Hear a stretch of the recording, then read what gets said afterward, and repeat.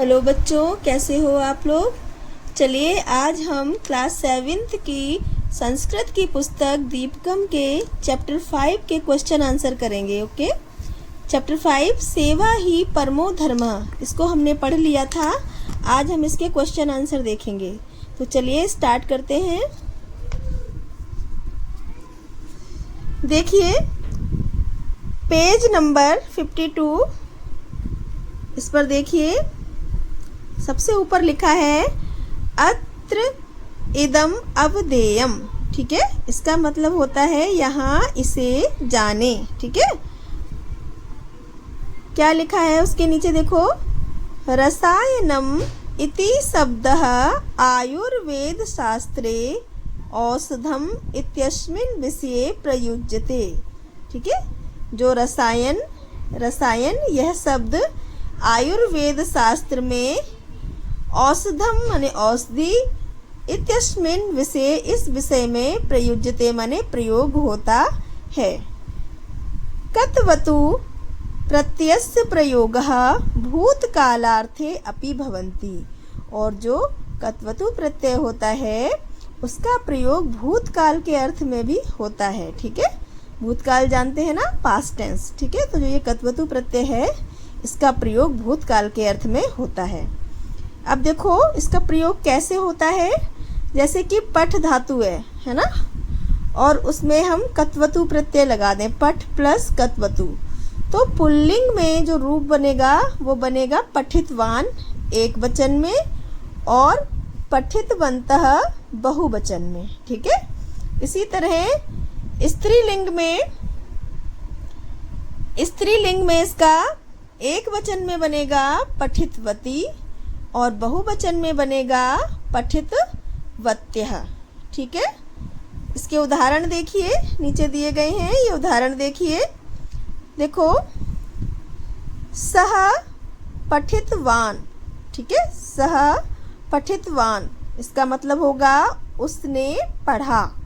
ठीक है, क्योंकि भूतकाल में प्रयोग होता है ना, तो इस तरह से इसका अर्थ निकलेगा।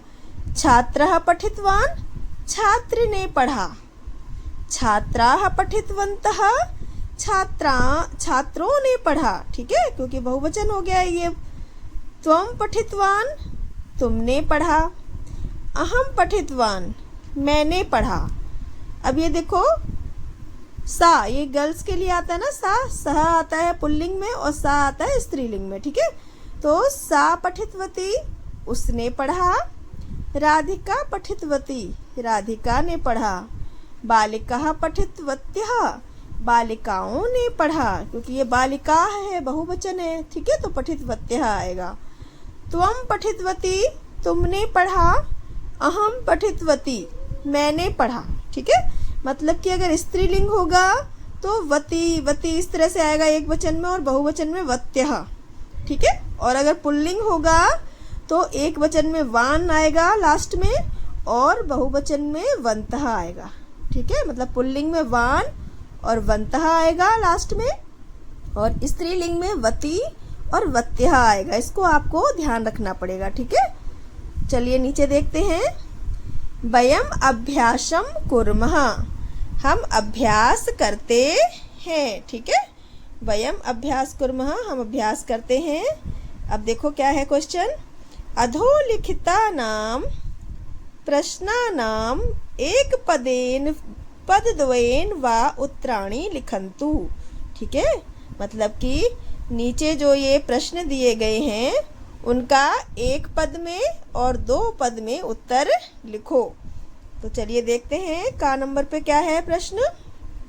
देखिए, कः प्रसिद्धः चिकित्सकः आसीत्। कः मीन्स कौन, प्रसिद्ध माने प्रसिद्ध, चिकित्सकः माने चिकित्सक या डॉक्टर या वैद्य, आसीत माने था, है ना। कौन प्रसिद्ध चिकित्सक था, तो जैसा कि हमने चैप्टर में पढ़ा था, कौन था, नागार्जुनः। ठीक है, तो इसका आंसर हम लिख देंगे एक पद में, क्योंकि एक पद में देना है, तो नागार्जुनः। ठीक है, नेक्स्ट देखो, खा अन्य अस्मिन् दिवसे कौ आगतौ। अन्य अस्मिन मैंने बताया था ना, दूसरे दिन, कौ माने कौन, दो, आगतौ माने आ गए, है ना। दूसरे दिन कौन दो लोग आ गए थे, तो इसका आंसर होगा युवकौ, मतलब कि युवक, 2 युवक आए थे ना। नेक्स्ट देखो, कहा खिन्नः आसीत, कौन दुखी था? तो इसका आंसर होगा द्वितीय युवकः, है ना, द्वितीय युवक। नेक्स्ट देखो, घा रुग्णस्य परिस्थिति कथम आसीत, जो रुग्ण था, बीमार था, उसकी स्थिति जो थी वो कैसी थी? कथम माने कैसी, आसीत माने थी, तो इसका आंसर होगा शोचनीय, है ना, मतलब उसकी स्थिति जो थी वो दयनीय थी, शोचनीय थी, है ना।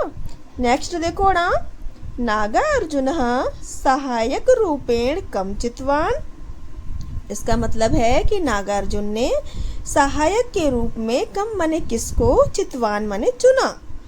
नागार्जुन जो थे उन्होंने अपने सहायक के रूप में किसको चुना? तो इसका आंसर होगा द्वितीय युवकम, दूसरे युवक को। ठीक है। नेक्स्ट देखो, काम बिना चिकित्सकः न भवति, किसके बिना चिकित्सक नहीं हो सकते? तो सेवा भावनाम, सेवा की भावना के बिना चिकित्सक नहीं हो सकते। ठीक है।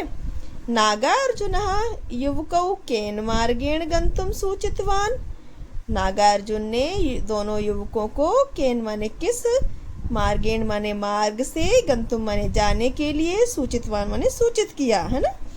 नागार्जुन ने दोनों युवकों को किस मार्ग से जाने के लिए सूचित किया? तो राजमार्गेण, ठीक है, राजमार्ग से। नेक्स्ट क्वेश्चन देखिए, अधोलिखितानां प्रश्नानां पूर्ण वाक्येन उत्तरम लिखन्तु, मतलब कि अब जो ये प्रश्न आए हैं इनको पूर्ण वाक्य में लिखना। चलिए नेक्स्ट क्वेश्चन देखते हैं। सेकंड नंबर पे देखिए, अधोलिखितानां प्रश्नानां पूर्ण वाक्येन उत्तरम लिखन्तु। ठीक है, इसमें हमें जो प्रश्न दिए गए हैं उनको पूर्ण वाक्य में लिखना है। ठीक है, पहले वाले हमने एक पद में दिए थे आंसर, अब इसको हमें पूर्ण वाक्य में उत्तर देना है।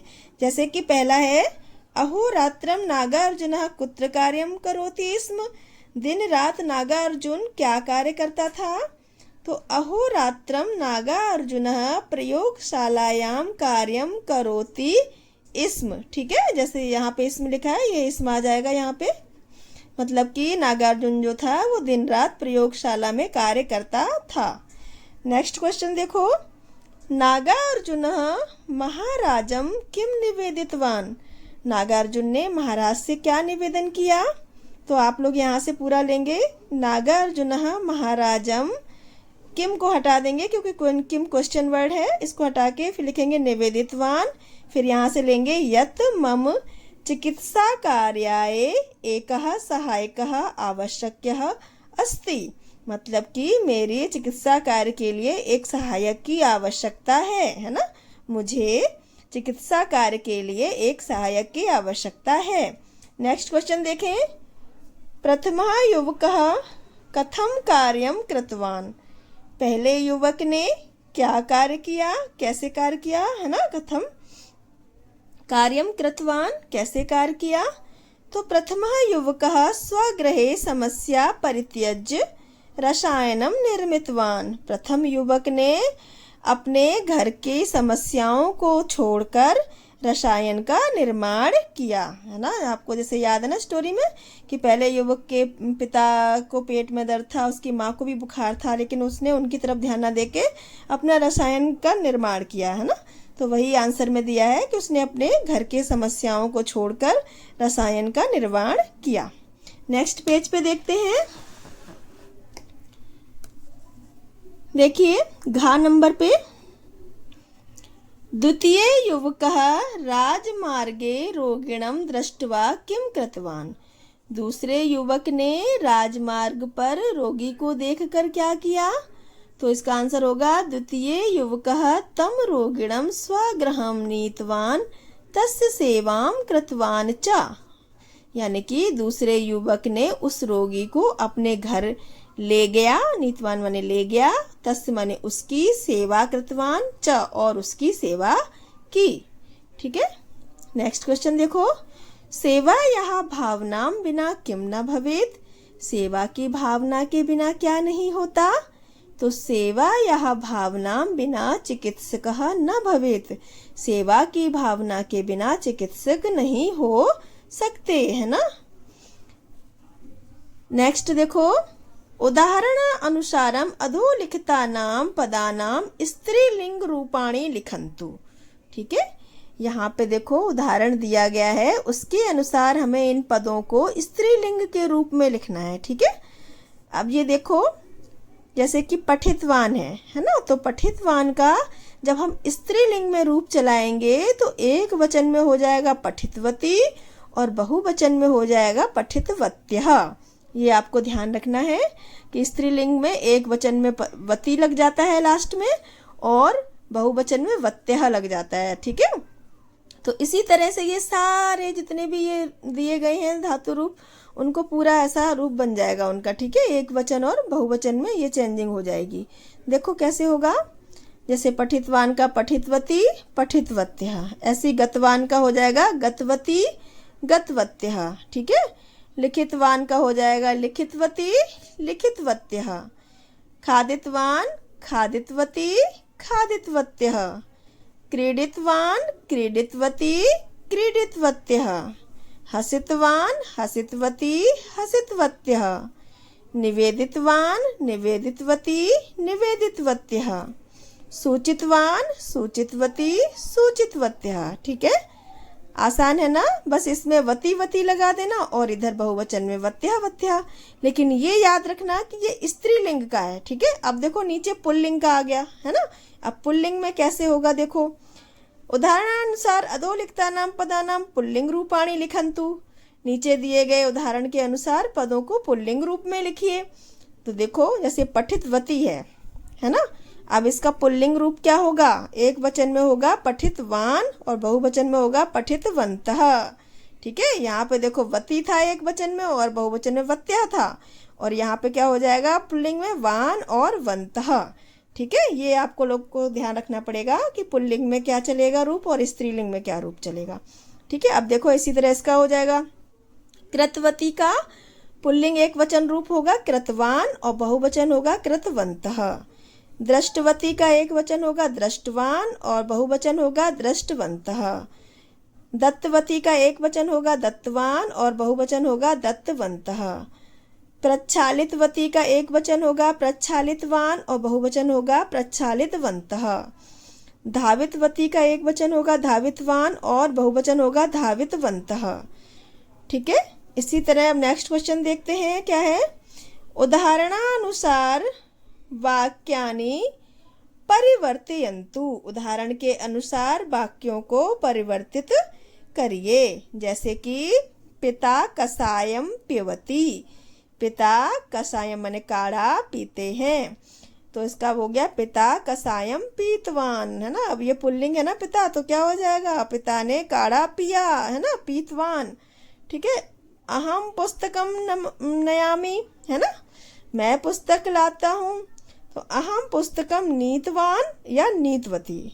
क्योंकि देखो दो क्यों आए हैं, क्योंकि अहम जो है वो पुल्लिंग भी हो सकता है और स्त्रीलिंग भी हो सकता है। ठीक है, तो दोनों का ले लिया एक वचन कि अहम पुस्तकम नीतवान ये पुल्लिंग के लिए हो गया और नीतवती स्त्रीलिंग के लिए। ठीक है, अगर स्त्रीलिंग है तो नीतवती लिखेंगे, अगर पुल्लिंग है तो नीतवान लिखेंगे। खा है युवकः आपणम गच्छति, युवक बाजार जाता है, तो युवकः आपणम गतवान, युवक बाजार गया। अब हम नेक्स्ट पेज पे देखते हैं।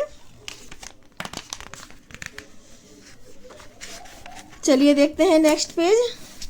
देखो, सह रोटिकाम खादति। ठीक है, तो इसका हो जाएगा सह रोटिकाम खादितवान। महिला वस्त्रम ददाति, महिला वस्त्रम दत्तवती। अब ये महिला है, स्त्रीलिंग है तो दत्तवती हो गया। आपको बस पुल्लिंग और स्त्रीलिंग का ध्यान रखना है। ठीक है, और एक वचन और बहुवचन का ध्यान रखना है। बालकः द्विचक्रिकातः पतति, है ना, मतलब बालक द्विपहिया वाहन से गिर गया, तो बालकः द्विचक्रिकातः पतितवान, बालक है ना तो वान आएगा। ठीक है, पितामही चलचित्रम पश्यति, है ना, पितामही चलचित्रम पश्यति, तो इसका क्या हो जाएगा, पितामही चलचित्रम दृष्टवती। पस धातु का दृष्ट धातु हो जाता है ना चेंज होके रूप, तो इसमें हो जाएगा दृष्टवती। अहम गृह पाठम लिखामि, है ना, तो इसका हो जाएगा अहम गृह पाठम लिखितवान और लिखितवती। मैंने बताया था ना अहम पुल्लिंग भी हो सकता है, स्त्रीलिंग भी हो सकता है, तो इसमें दोनों का लग जाएगा, ठीक है, वान भी हो जाएगा और वती भी हो जाएगा।